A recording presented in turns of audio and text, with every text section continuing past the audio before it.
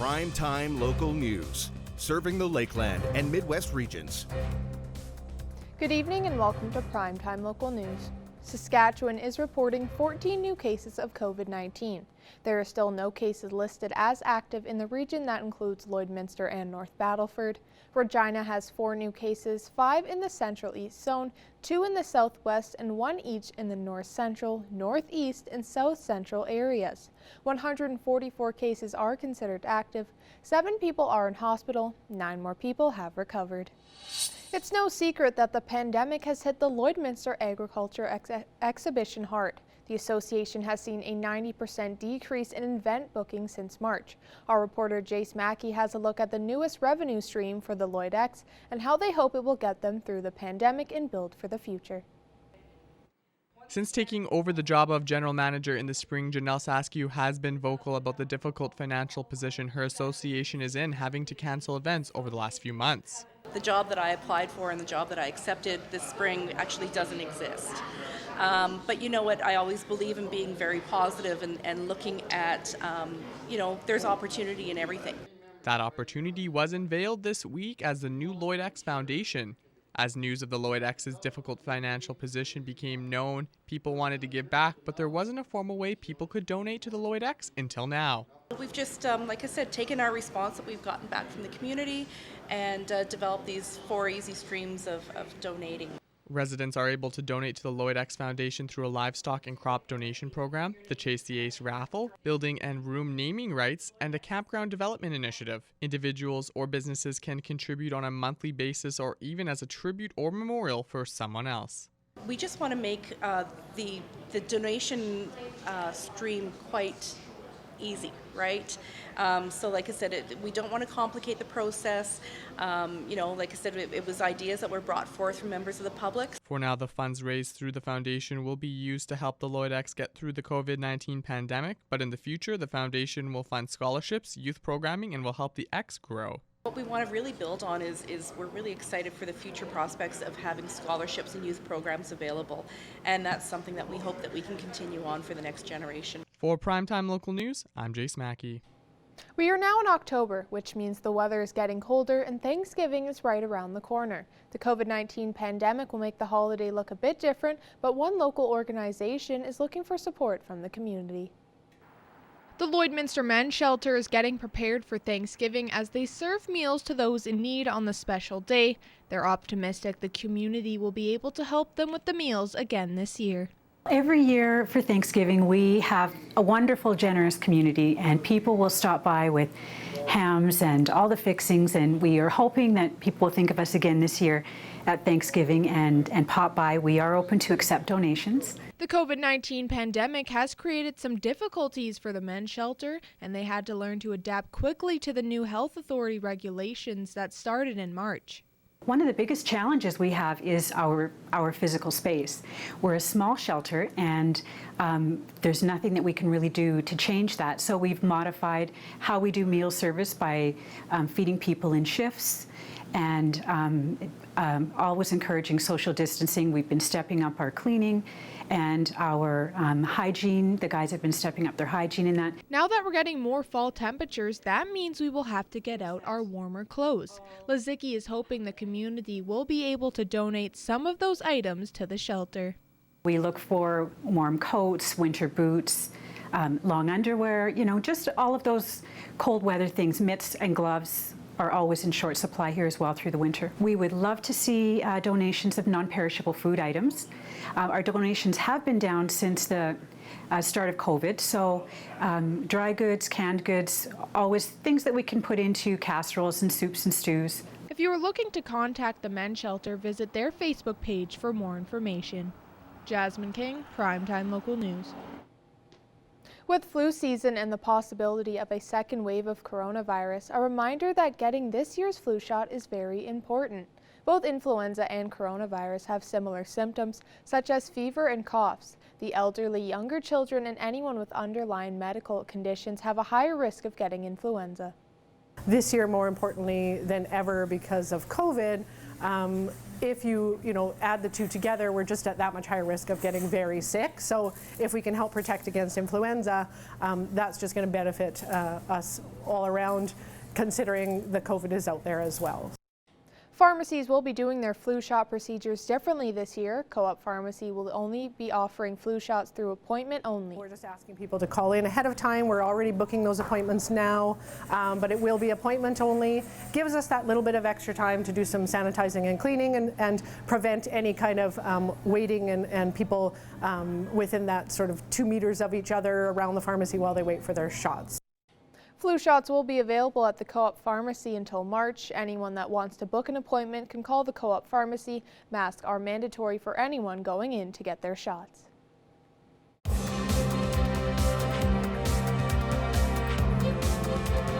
In this week's Around the AJHL, Evan Kenny sits down with someone who has ties to the AJHL as well as the SJHL.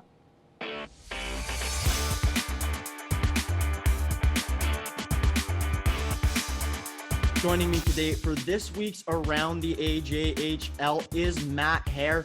Matt is currently the head coach of the Yorkton Terriers, but has ties to the AJHL as he spent 144 games with the Sherwood Park Crusaders.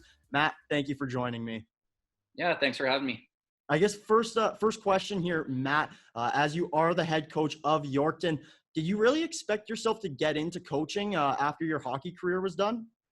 Yeah, actually, that's something I was looking at even when I played juniors with Sherwood Park. I always liked that side of the game, the business side of the game. And when I went off to college, that's something I focused on. I took sports management to kind of learn the business behind sports. And that was definitely a focus of mine, was to try to break into coaching somehow. And now you started as an assistant coach, or rather you started in the SJ as an assistant coach with L'Orange before moving to Yorkton as an assistant and then getting hired as that head coach. Matt, just talk to me about sort of that struggles through that first year. You were hired halfway through the season. The team wasn't as good. What was it like in your situation? Yeah, it was tough. Obviously, we had a slow start to the year. We had some older guys on the team, but we were young and things just weren't going right. So it was tough to stay positive, but, I was pretty new to the organization. So I was just trying to be, a positive role model and try to keep guys focused. And then, I ended up taking over about halfway through and that presented lots of challenges in itself, but it was a fun challenge for sure. Now, in your first full season, which was, I guess, 2 years ago now at this point, your team's goals against went way down. Your team's goals for went way up. What do you think those initial changes were from?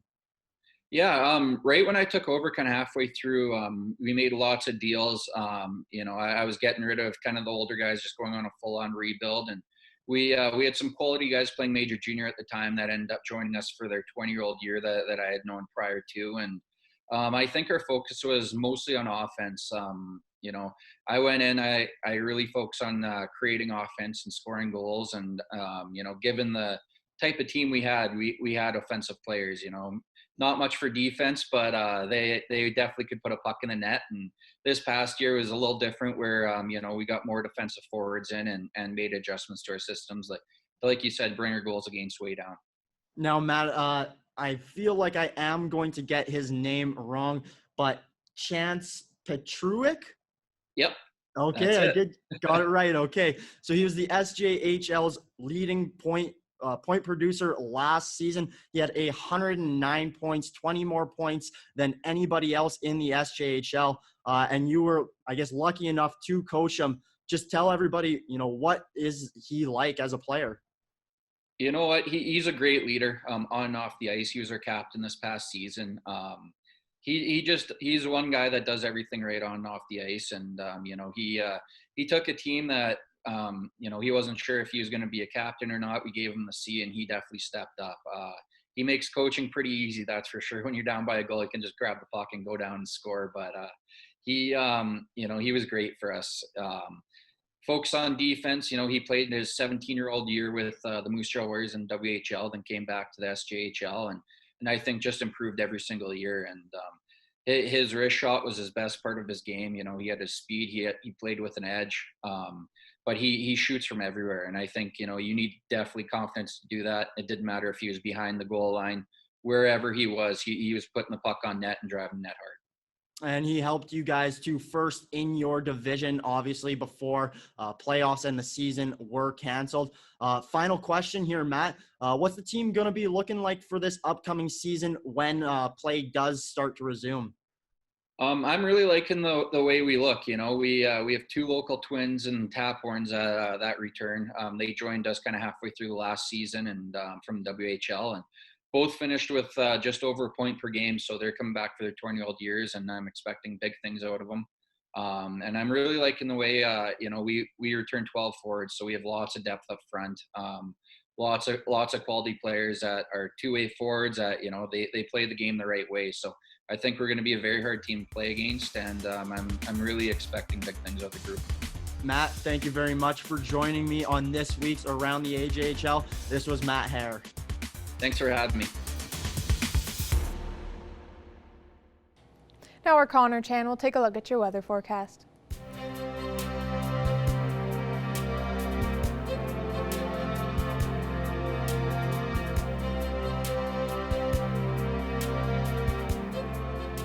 All right, thanks very much, Jasmine. Taking a look right now, still sitting at 11 degrees right now for us here in Lloydminster, as well as kind of the surrounding areas here is pretty just above the 10-degree mark. So 10 in North Battleford, Meadow Lake, and Cold Lake as well. We move out a little bit west, we see a lot more warmer temperatures. 22 in Rocky Mountain House and in Whitecourt, 23 in Edson, with 25 for Jasper, and then we see 19 in Edmonton and 21 degrees out in Red Deer. Over in the eastern in Saskatchewan, we see a little bit cooler temperatures. 11 in Saskatoon, 9 in Prince Albert, with 8 in Melfort, and then 10 for Meadow Lake and North Battleford.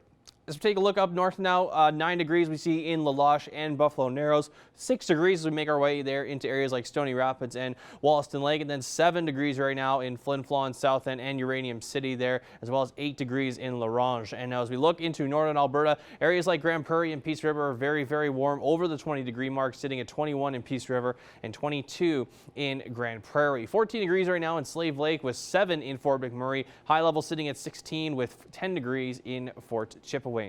Down in southern Alberta and Saskatchewan, 21 we see in Lethbridge, 19 for Medicine Hat, 21, also for Banff, and then 23 for Calgary, and then 17 in Coronation. Out in southern Saskatchewan right now, 13 we see in Swift Current, with 11 degrees in Moose Jaw, and then 10 degrees in Regina, with Estevan sitting at 9, and then Yorkton sitting at 8 degrees right now. So here's what we see across the rest of the country here. 10 degrees, I mentioned Regina. So lots of cloud coverage for the most part, as we see out in Winnipeg, Quebec City, sitting at 7 in Winnipeg, and then 13 in Quebec City. 16 degrees in Toronto, getting closer to the evening in Halifax and St. John's, and 16 for them, and then 15 in Halifax. Out west there, Edmonton also sitting at, like I mentioned, 19 degrees with some cloud coverage to follow suit. And then we see Vancouver sitting at 18 degrees right now, and then Yellowknife up north sitting at 9, and then Whitehorse at 13 degrees. This is what we could see for tomorrow. We could have a little bit of a warmer day on our hands here. 15 tomorrow for the most part as our daytime high. We see 16 degrees in Vermilion for tomorrow, then 17 in Vegreville and Wainwright, 14 for Marwayne, Pearson, Cold Lake, and in Bonnyville as well, with 15 in Lac La Biche and St. Paul. 18 degrees for Edmonton tomorrow. Could follow that sun and cloud mix trend continuing on there. We also see 18 degrees down in Provost and in Macklin, with 14 in Maidstone and St. Walburg, and then 12 in Meadow Lake, with 15 also in North Battleford.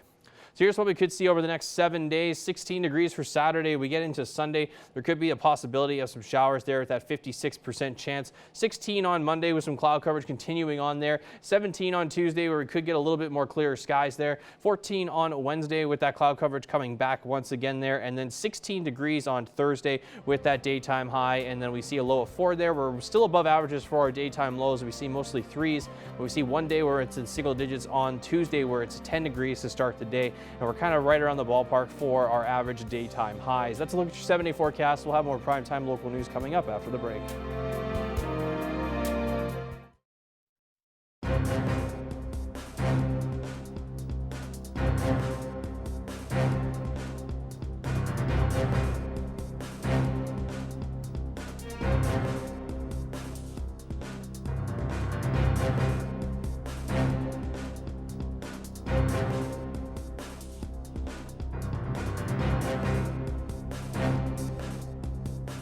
I'm speaking with Jackie Tomeyer with the Lloydminster Agricultural Exhibition Association. How are you today?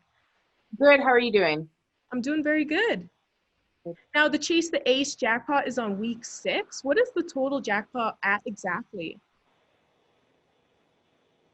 The total jackpot right now is $17,077, but that will, of course, grow as ticket sales continue for this next week. Okay, and for residents who haven't known yet, how does Chase the Ace work? So we started a few weeks ago now with 52 cards, and every week is a new draw. So every week for $10, you are entered into a new draw for 20% of that week's ticket sales. So there's a winner every single week. And last night's winner took home $908. And then 30% of the draw goes into the growing jackpot, which is what we said, $17,000, and will continue to grow this week as ticket sales come in. And then 50% goes to the Lloyd X. And during 2020 and COVID and event centers being, basically shut down, that has helped tremendously to help keep our association, the doors open, the lights on, and people coming. And since week 1, when I've spoken to you last about Chase the Ace, how has the support been so far? It's been pretty good. It's growing every single week, which we love to see. Our winners are happy every week when they come and pick up their check. Penny will be in today or tomorrow to pick up that $908 that we're excited to give her. And next week, hopefully we'll crack 1,000. And how important is it to see the jackpot continuing to grow each week? Yeah, we are really hoping that once we hit that $20,000 mark, which could hit next week, that residents will really start paying attention. $20,000 is nothing small, and it could really help out a lot of people this Thanksgiving and going into Christmas. We can't travel anywhere, but it sure could buy a lot of nice gifts for some people. And what are all the ways for people to buy tickets for this Chase the Ace? Yeah, so we have 3 ways. Number 1 is you could come down in person and purchase your ticket at our front counter during regular business hours. We could go, or you could head over to our website at www.lloydexh.com and purchase through there with your Visa or MasterCard. Or you could purchase through e-transfer, and we just ask that you include your name and phone number so that we can get you your ticket confirmation. And are there some other ways that residents can help support the Lloyd X other than the Chase the Ace? Well, we just launched yesterday, actually. Our GM, Janelle Saskew, just launched Lloyd X Foundation.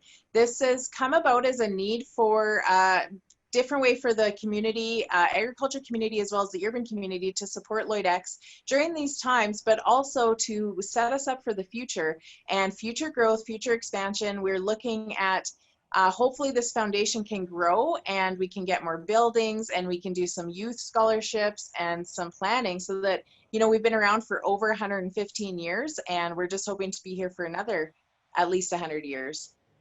And have you noticed with COVID-19, especially that there's been some obstacles that you've had to overcome? Yeah, totally. With us losing 90% of our income, revenue generating activities, we weren't able to host our fair, we weren't able to host our check wagon finals. A lot of our businesses haven't been able to do their normal business that they conduct here, so that has left us in a real vulnerable position, and we're hoping that COVID can ease up and we can find a vaccine and get back to life as we knew it. But event centers all across Canada are really, really in some trouble. And we're just trying to do everything we can to sustain ourselves and to look to the future. Is there anything else you want to add for residents to know about concerning Lloyd X? Well, we just wanted to let people know that they can come down in person on Wednesday nights to watch Chase the Ace. So we do a live drawing. We broadcast it on Facebook, so you can tune in on Facebook, but you can also come down. Jim always has a couple little appetizers available through the exhibition grill, as well as a beverage or two. And we do have a few regulars that are coming, and we want to thank them for their date night. And we just encourage Lloyd to come, and we hope to see you out. Perfect. Thank you so much for joining me today, Jackie. Hey, thank you, Shelby.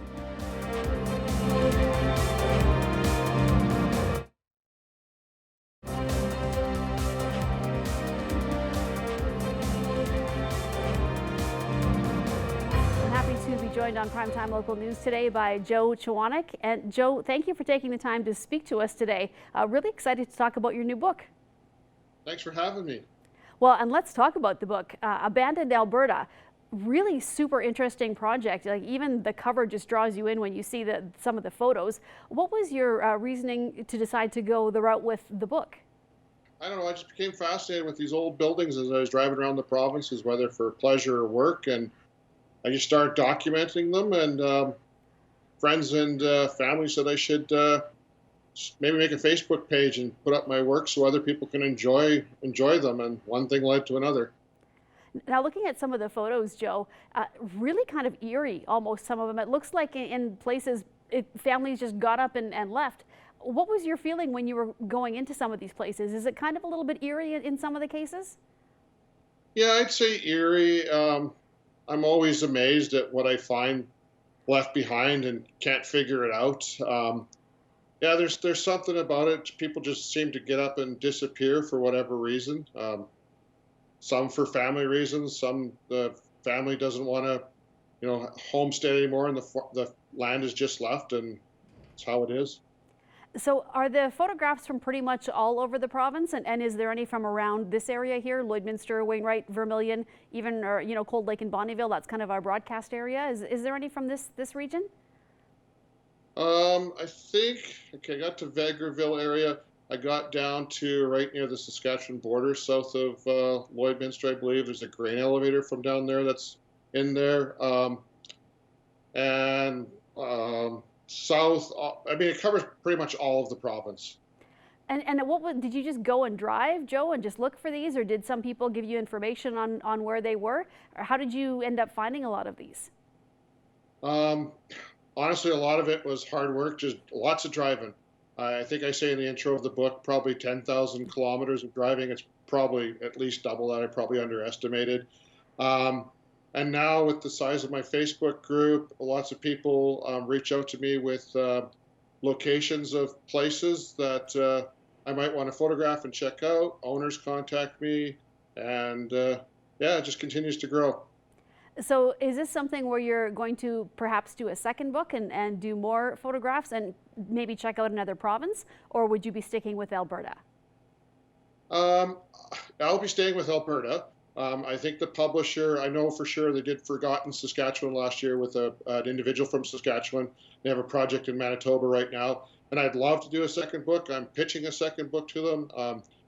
There's so much more of Alberta to explore and document history and share history with people, and I think the important part is sharing the history. Can you tell me a little bit, Joe, just about the cover photo? Because really that picture kind of almost makes it look like, any abandoned buildings that you see, a lot of them do look like that. Tell me about the cover photo and where that was, and is that building still standing today?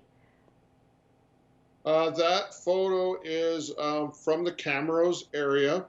It was a house built in about 1915 from a family that came out from Nova Scotia, and that was their first home before they moved to somewhere else in the province. I photographed it multiple times, but the last time I photographed it was in March, and that was the cover shot of the book. We decided on that, and I have since been back to that house in the last few weeks, and it has since finally given into gravity. And if anyone sees the cover, they'll be amazed that it's even standing.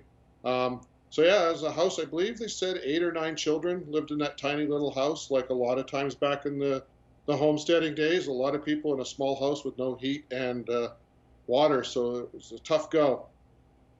Are you surprised, Joe, at the reaction you've had to the book and people who maybe didn't know history behind some of these photos and just, the response you've had even just on your Facebook page and to the book itself? Did you think it was going to have that wide of an audience?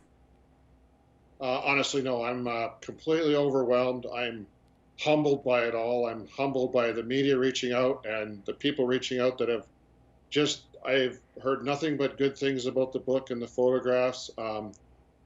The stories people are telling me, the messages I get about how they loved it, how their parents loved it, how they're getting copies for their grandparents. I even dropped off a nursing home the other day. I dropped off a free copy to give to the long-term care patients. I thought they'd enjoy it. I happen to be in the area. I'm overwhelmed by the whole thing. And Joe, if anybody wants to order the book, what is the best way to do that?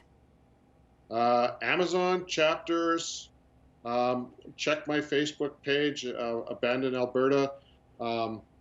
it has a logo and the cover of the book on it, so that's the one to look for. Those are your best bets. I don't know if there's a Chapters in Lloydminster. Is there? There's a bookstore in the mall, yeah. Or Chapters or Kohl's. They should have it. They should have it there as well. Okay. And if not, we'll get it there. Okay, well, Joe, thank you so much for speaking with us today. It's just an amazing book, and I think a lot of people really do like to see history and take a look at some of these buildings, and it's something that you always notice when going for a drive anywhere. So congratulations on the success, and we're looking forward to book number 2 coming out. Thank you so much for your time. I really appreciate this. All right, thanks, Joe. All right, taking one last look here at your weather forecast. 15 degrees on Friday, 16 on Saturday there, with 18 on Sunday with a possibility of some showers, that 56% chance there. 16 degrees on Monday there, and as we get into Tuesday, 17 will be our daytime high with a little bit more sun expected there. 13 for Wednesday, and then 14 degrees on Thursday there for the daytime high. We're still above averages for our daytime lows, but we're still kind of in between the middle there for our average daytime high. Thanks for joining us on Primetime Local News. Have a great night.